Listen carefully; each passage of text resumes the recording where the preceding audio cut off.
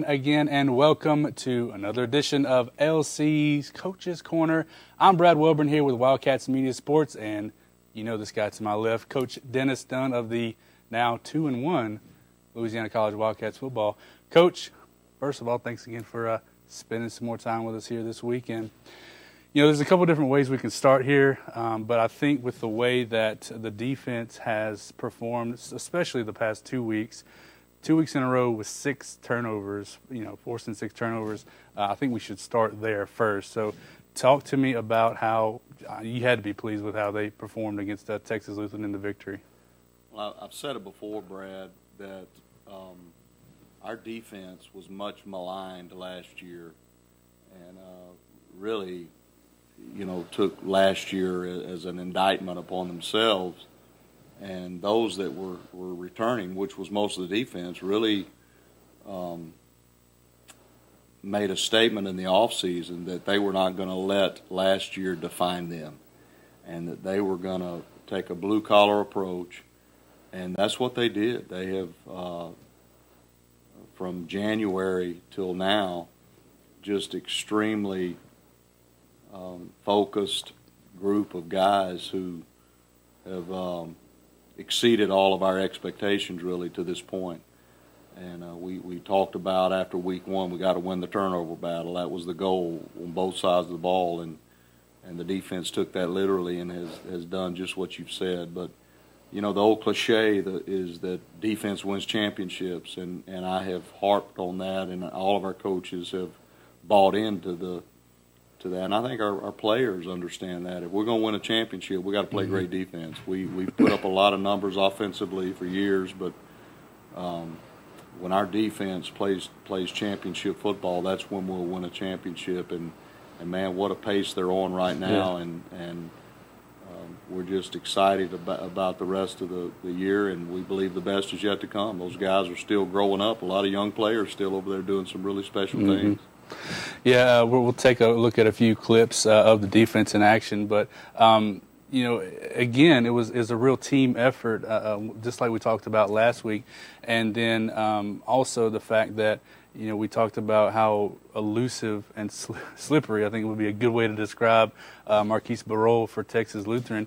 And he did have a couple opportunities and made a few, wiggly plays, but for the most part, the defense was able to corral him. That's what we said going in. Yeah. You've got to contain Marquise Barole. He's going to make some plays. Yeah. And like you said, he did, but our guys, for the most part, hemmed him up, kept him out of the end zone. He bent a little bit the other day, but man, the goal line stand, they get down to the 1 yard line, and then the turnovers and giving the offense the ball in good field position in the early part of the game. Just playing some real good. The interception for the pick 6 by Willie, what a special play that was. So just so many bright spots on that side of the ball right now, and that's what gives you hope that could this be the year of the Wildcats? Yeah, talk a little bit about that defensive stand there. I mean, the game was kind of in hand a little bit at that point. It was the fourth quarter. I think we were up by 30 points, 28, something like that. And, they have first and goal inside the 10, and it's a second and goal from the 1, and they don't get in. I mean, even though the game was in hand, that had to be a big confidence booster for those guys. Well, Brad, the way offenses are today and the way teams can score so quickly, really, there's never a game that I feel comfortably that it's in hand. Right. And, for the defense, that's the first goal line stand I think I've seen us make in 3 years. I mean, so we were just thrilled that our guys stepped up and really, because we don't care where the offense gets the football, we're going to stop them. And I think it just really will give us impetus going forward to hey, line up. It don't matter what yard line it's on. Line up. We're going to stop you. Yeah. You mentioned it already a little bit. The great play by Willie for the 98-yard interception return that deflected off of their receiver, fell into his hands. We had another instance where Easton's pass maybe a little bit high, bounced off of Farron maybe, and then Shed, and ends up in Lawrence's hands for a touchdown. With those two plays in particular, both coming in the first half, we talked about it after the game. I mean, you had to feel like this was LC's night with that sort of stuff happening in your favor? Well, there are years where the ball just doesn't go, doesn't bounce your way. I mean, last year was a prime example of that. Every break seemed to go the opponent's way. But there are years where in seasons where the breaks just go your way, and I think it's a credit to our guys who are making those breaks, and some people would call that lucky, well, those are 2 lucky breaks. And there again, old coach's cliche, I'd rather be lucky than good. That's true, but when you think about a guy like Lawrence Williams and the play he made, Lawrence is always making plays. Mm-hmm. I mean, when you look at his career and what he's done, well, he's finding ways to make plays. And it was a heads-up play by him. Easton did overthrow him a little bit, looking to throw the post to Shed. But Lawrence is at the right place at the right time, and he seems to be that way a lot lately. And Willie is always around the football, always making plays. So those guys are creating opportunities for themselves because they're that kind of player. Mm-hmm. And I'm glad they're playing for us and not for somebody else. Right. Well, let's talk a little bit about the offensive production. You had to be excited. I know Easton was very excited after the game. I got the chance to talk to him after missing the Texas College game with a little bit of an injury. Comes back, throws for his 3rd highest total of his career, 5 touchdowns. I mean, and most importantly, I think we can all agree, 0 interceptions. You just had to be an outstanding performance from your senior. Well, Easton likes, we talked about it. He likes playing in those kinds of games. Likes playing against an opponent like Texas Lutheran. That's a well-coached football team. And even after the game, I mean, as big as we won, in our coaches meeting yesterday afternoon, the toughness of Texas Lutheran, they're just so good up front on both sides of the ball. We out-athleted them at times, but man, you got to earn what you get against that team because they're so well coached and so disciplined up front. I mean, it was, we tried to pound them a little bit inside, but schematically they were doing such, and they're sound fundamentally. They're not going to beat themselves. We told our guys going in, you're going to have to beat Texas Lutheran. They won't beat themselves. And, it's just a credit to Texas Lutheran, the job that they've done and Coach Padron has done with his staff and getting that program to where it is. They've had some unfortunate luck, but their schedule was not real conducive. No. I mean, when you look at who they've had to play so far, it was a tough road to hoe for them, but Easton was just lights out, and to answer your question, that's what we expect of him. I know that sounds, wow, you expect that, but he's a 4-year starter. He needs, and he's a guy that understands this system inside out. He's got a coach now that played in the system, who knows the system inside out.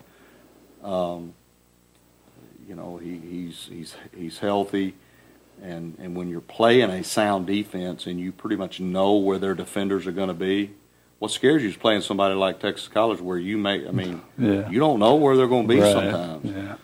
But with Texas Lutheran, you pretty much know where they're going to be. You just got to beat them, and I think Easton, he threw some balls in some windows that you're thinking, wow. I mean, how did and Ben's up in the press box. You hear him. He said, I never would have attempted that throw.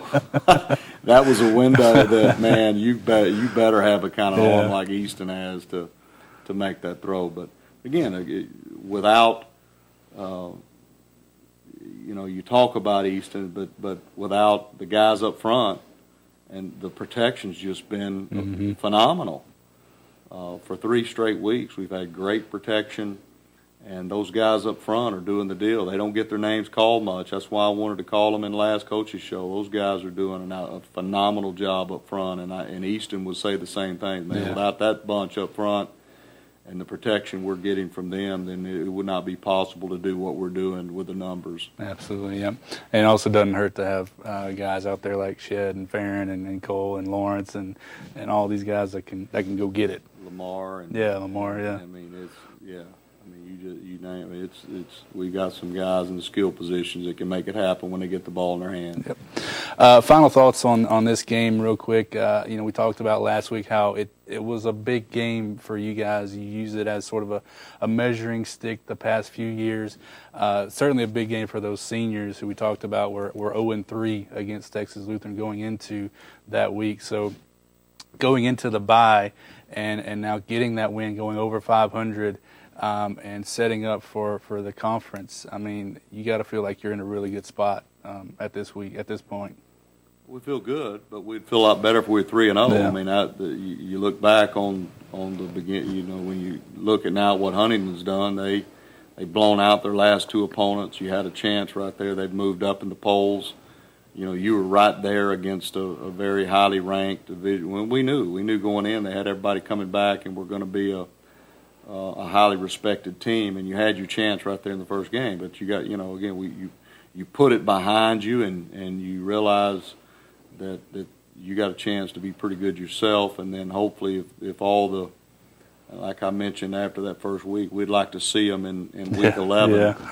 And but we do feel like we're where we need to be. Still got a lot of room for improvement. Off week's good right now. We get some guys well, and get ready to play a conference schedule that could be as good as it's been in recent history with the number of teams who are undefeated at this point in the year and nationally ranked. I think we have 3 teams in our conference that are nationally ranked, and we talk about ETBU, Hardin-Simmons, and Mary Hardin-Baylor all being undefeated at this point.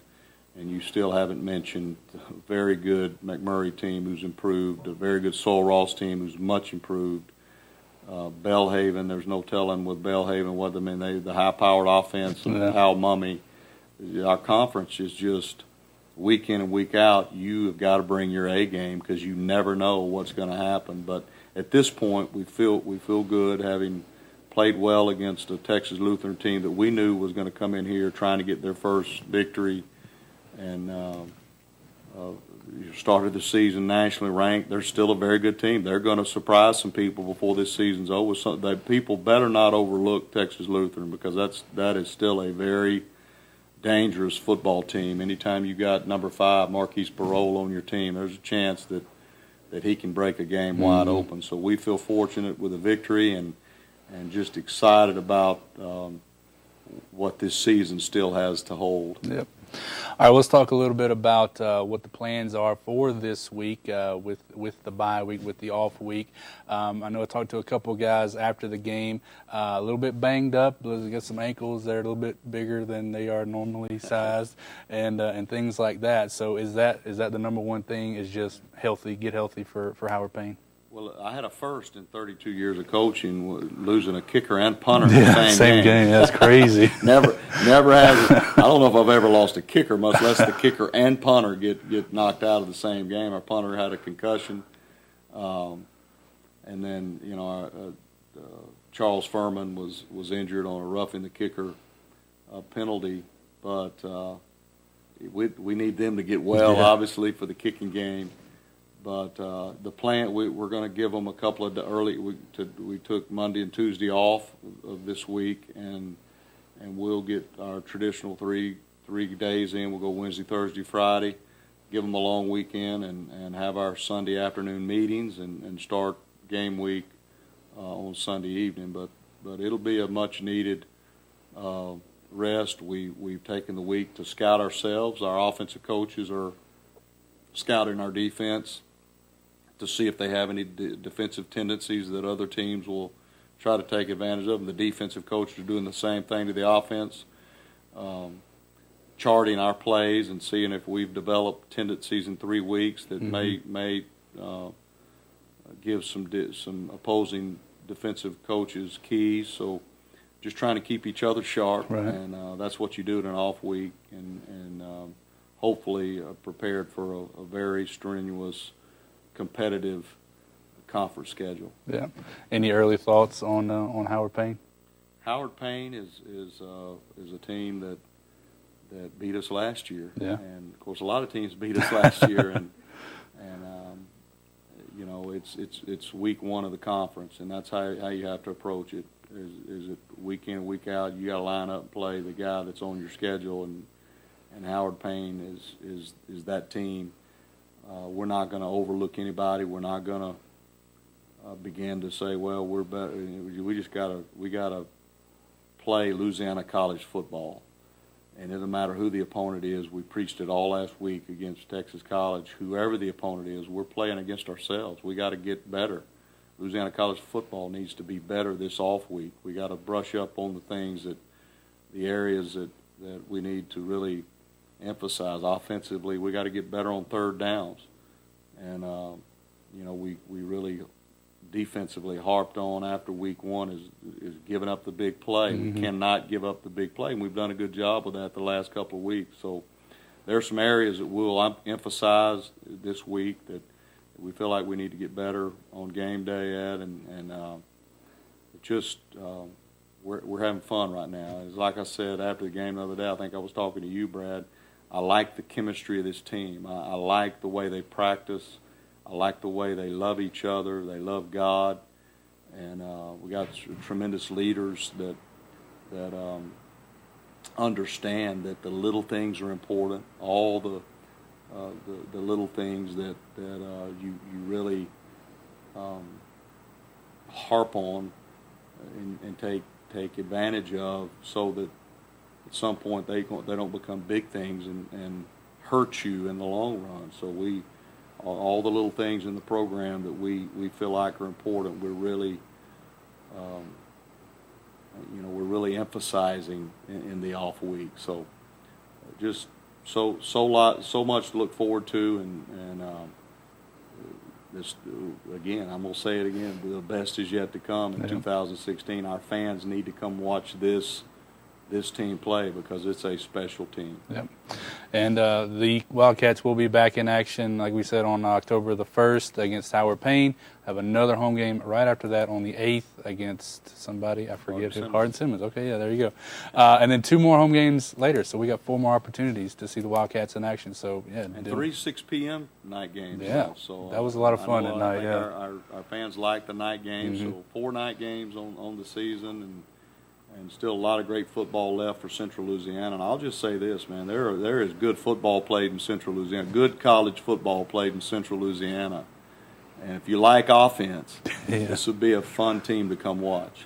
And then the defense to go with it. There's no telling what this season can hold, and we're excited about it, and we appreciate all of the support. Yep.